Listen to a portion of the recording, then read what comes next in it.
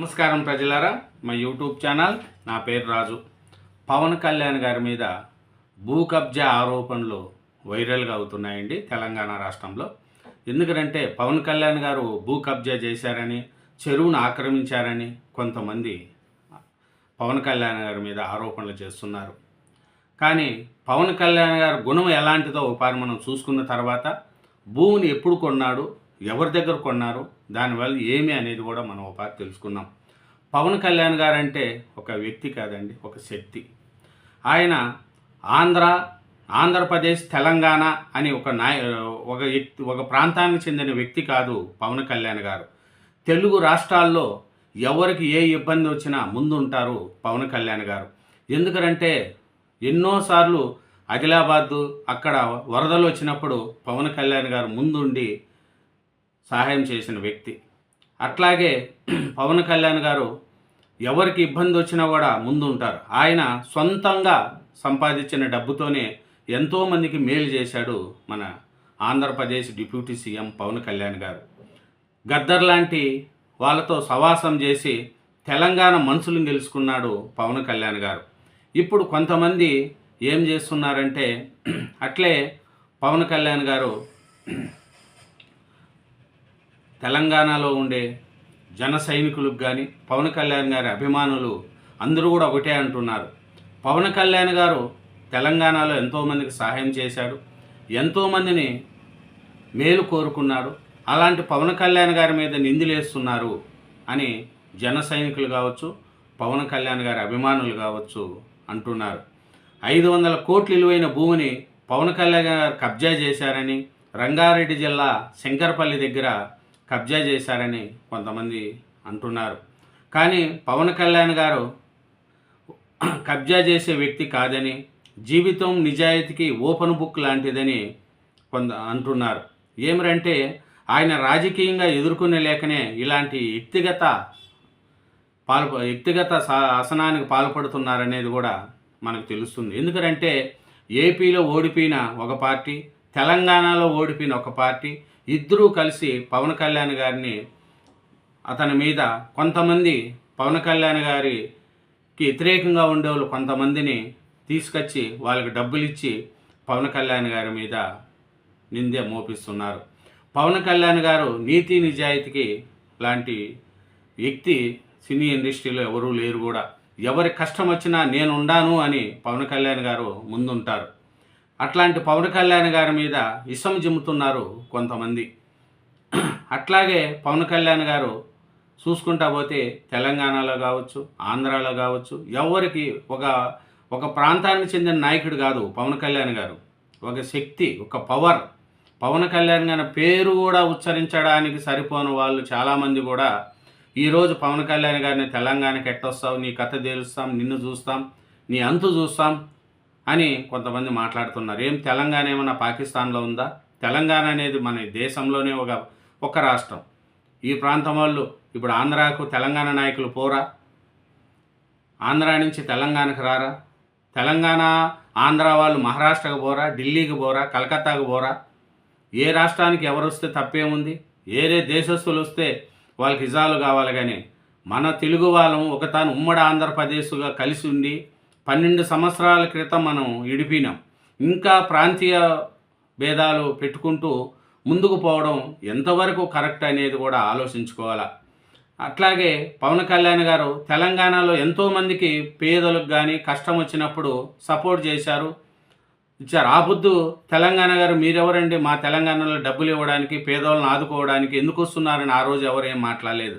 ఈరోజు ఆంధ్రాలో పార్టీ, తెలంగాణలో పార్టీ, ఓడిపోయిన పార్టీలు ఇండల్లో కూర్చొని వాళ్ళ దగ్గర డబ్బులు తీసుకొని వీళ్ళు చాలామంది మాట్లాడుతున్నారు. తప్పుంటే తప్పు చెప్పాలి, ఒప్పుంటే ఒప్పు చెప్పాలి. పవన్ కళ్యాణ్ గారు ఇప్పుడు తీసుకున్న భూమి వివరాలు కూడా మనం ఒకసారి చూసుకున్నాం. పవన్ కళ్యాణ్ గారు తీసుకున్న భూమి కూడా ఒకసారి చూసుకున్నాం. అట్లాగే వైసీపీ ఎమ్మెల్యే, మాజీ ఎమ్మెల్యే ఒక ఆయన హైదరాబాద్లో 1500 కోట్లు భూమిని ఆక్రమించుకోవాలని చూస్తే ఆయన మీద ఎవరు మాట్లాడాల? బీఆర్ఎస్ వాళ్ళు మాట్లాడలేదు. ఇక్కడ ఉండే తెలంగాణలో ఉండే మేధావులని చెప్పుకుంటే జర్నలిస్టులు కూడా ఎవరు మాట్లాడాల?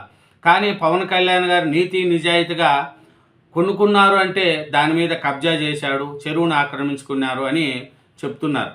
పవన్ కళ్యాణ్ గారు 2014 డిసెంబర్ 15న ఈ భూమిని పవన్ కళ్యాణ్ గారు కొనుగోలు చేశారు. ఇది రిజిస్ట్రేషన్ యాక్ట్ 1908 సెక్షన్ 7 ఆధారంగా రిజిస్టర్ సేల్ డీడ్ నమోదు చేసుకున్నారు. ఇక్కడ రిజిస్టర్ డాక్యుమెంట్ అంటే యజమాన్యానికి చట్టబద్ధమైన హక్కులు కల్పించినట్లు ప్రభుత్వం ఇచ్చే ఉత్తర్వులు. ఇక్కడ ఎఫ్టిఎల్ నిబంధనలు అనేవి నిర్మాణాల మీద మాత్రమే వర్తిస్తాయి, యజమాని హక్కుల మీద వర్తించవు. వ్యక్తిగత యజమాని హక్కులు కలిగి ఉన్న భూమిని సిక్కం పట్టా భూమి అంటారు. కొంతమంది వీటిని ప్రభుత్వం భూమిగా చెప్తూ ఉండడం నిజంగా అజ్ఞానము.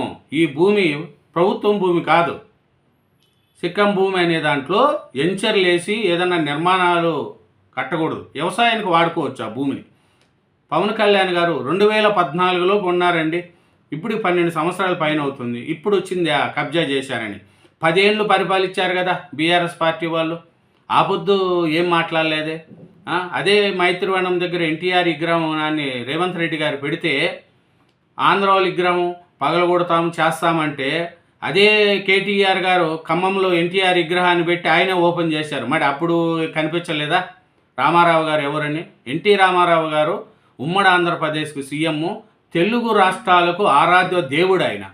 తెలంగాణలో ఈ పొద్దు మండల వ్యవస్థ కానీ పట్టేలు వ్యవస్థ రద్దు చేసి తెలంగాణ ప్రజలకందరికీ రాజకీయాన్ని ఎంతోమంది బీసీ నాయకులు ఈ పొద్దు రాజకీయంగా అనుభవిస్తున్నారు అంటే అది మన నందమూరి తారక రామారావు గారు. అట్లాంటి విగ్రహాలను కూడా పెట్టి ఆంధ్రాకు పంపిస్తాం, అక్కడ పంపిస్తాం, ఇక్కడ పంపిస్తాం అంటున్నారు.